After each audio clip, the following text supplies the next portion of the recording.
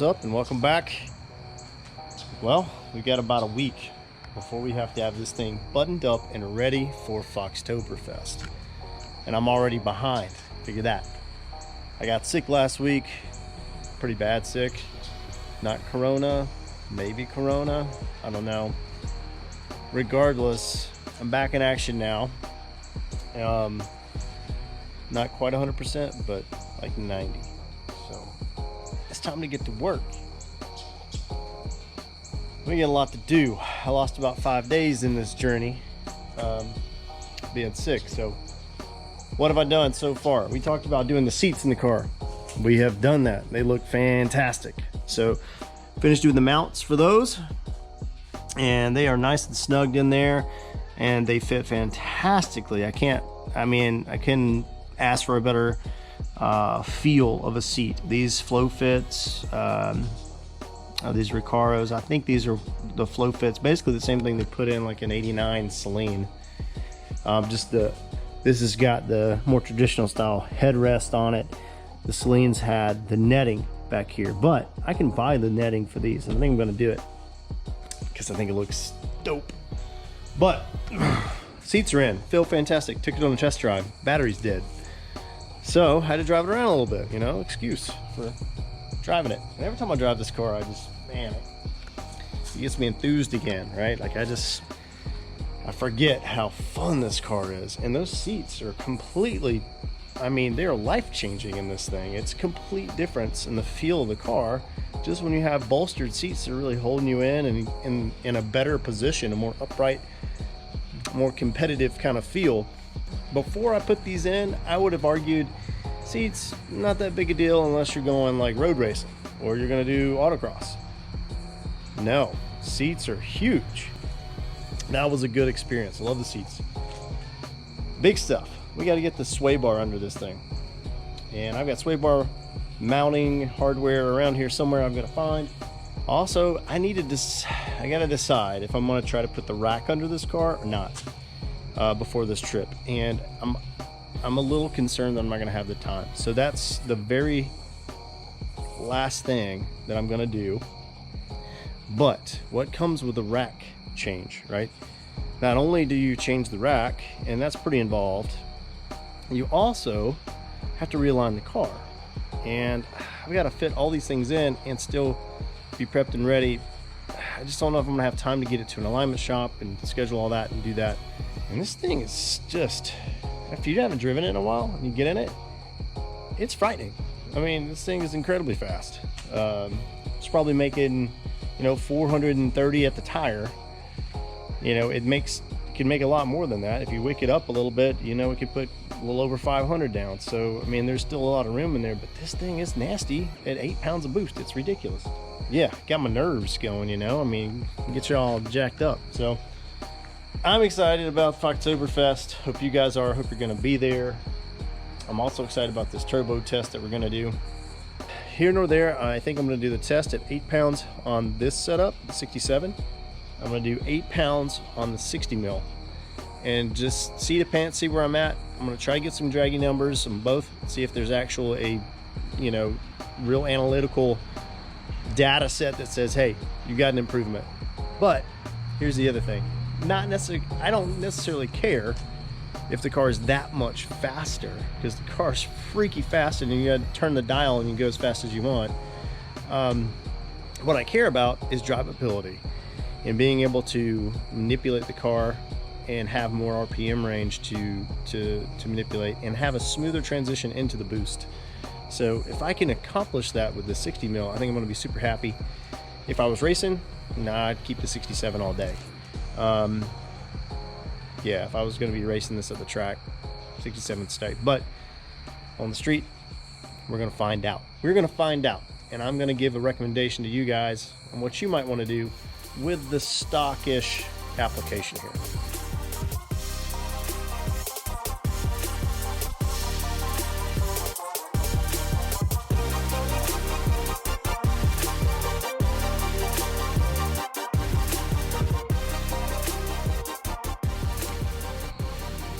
It's always good to inspect everything underneath the car while you have it up.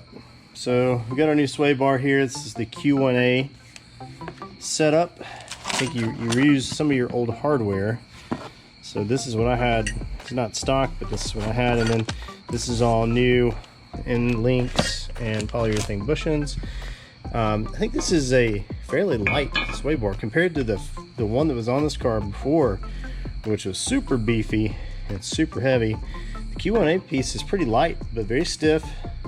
Anything's an improvement because there's nothing here at all. But I'm gonna go up under here, look over the turbo kit, just check things out, make sure I don't see anything loose, weird, dangling, not tight, any issues, all that good stuff before I try to do anything else. It all looks like it's doing pretty well for the mileage anyway. You can see my mounts up here. I don't have any.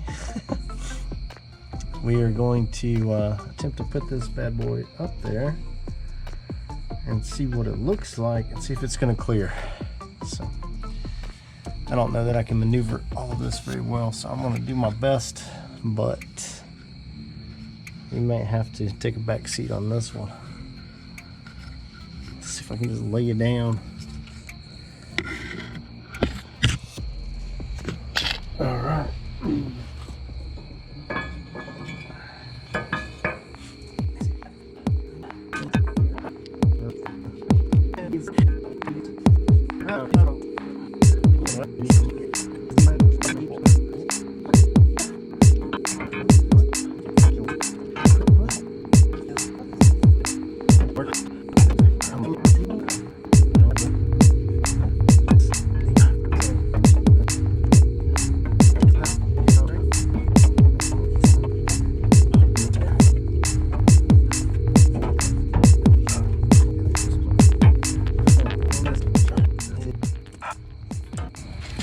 Turbos are fun, they say.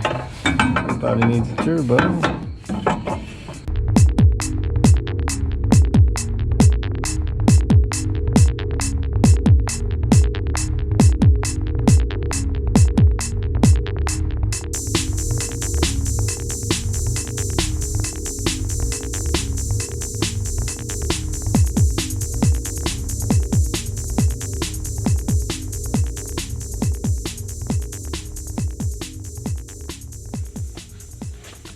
Okay, we have the sway bar finally underneath the car. So we got a sway bar in here, and it does work. So the Q1A sway bar is a great fit for on3 turbos.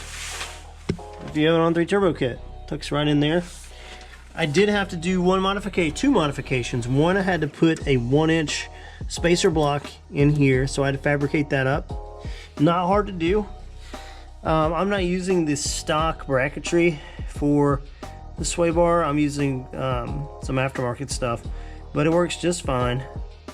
But I did a 1-inch block, space it down, and then I did a 1-inch longer end link. So this is an 8-inch long end link bolt. All in all, this is 1 inch longer than what comes stock with the Q1A. And I had to do that because of my setup right here. And I wanted there to be plenty of space between the harmonic balancer, see if you can see it up in there, and the sway bar. So I've got enough space at full extension right now that it's not colliding with the harmonic balancer. Okay, sway bar's in. Everything looks pretty good. I got everything kind of tidied up underneath it and out of the way. Got the car running. I got my draggy. We're gonna try to do a little test drive, see how the sway bar handles, and then if I can get a couple of good shots, just of rolling into boost, if I can get an 1/8 mile time or something that I can use, that I can recreate with the other turbo, then I'm gonna try to do that.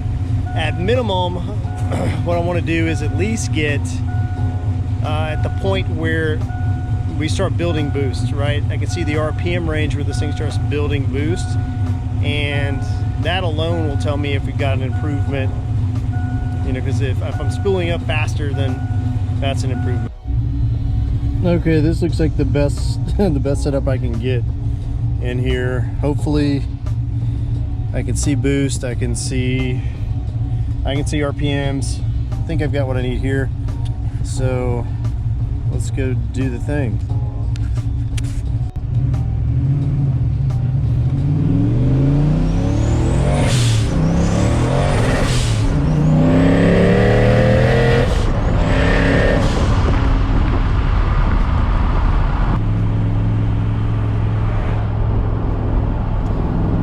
Yeah, I don't think the drag is going to help us out. I think it's just a spin fest with this thing. I can't get any traction at all. It's not going to be consistent. And I need a really consistent environment to try to get those times to make sense. So I don't know the drag is going to help us. But at least what I can do is see when I'm, you know, creating boost at what RPM level is. So we'll review that on the tape or on the video. And then I'll compare that once I change out the turbo. I mean, let's see, I'm just gonna drop it down in second. And let's just kind of roll into it and watch our boost level, see when we hit full boost. I mean, really.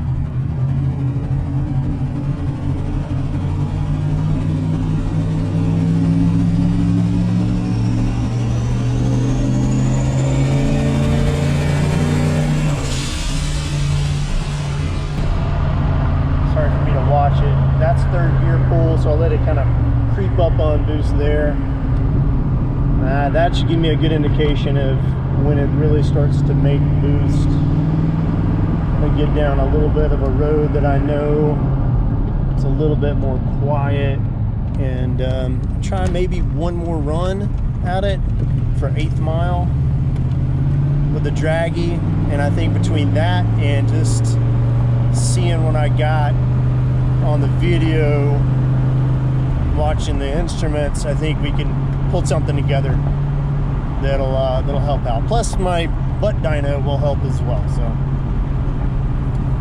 let's just give this one more try here. So we set draggy. All right, my best attempt at the 8th mile here.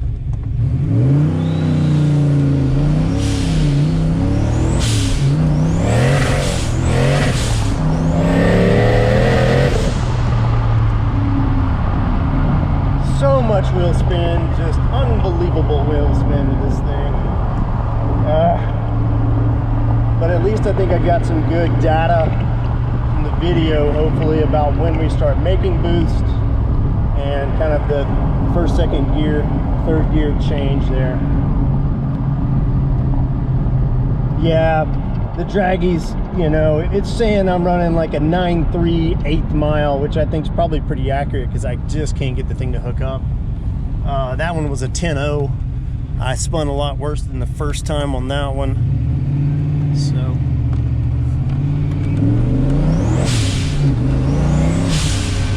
the sway bar is awesome. Feels much tighter up front, very level. My yeah, much more controlled up there.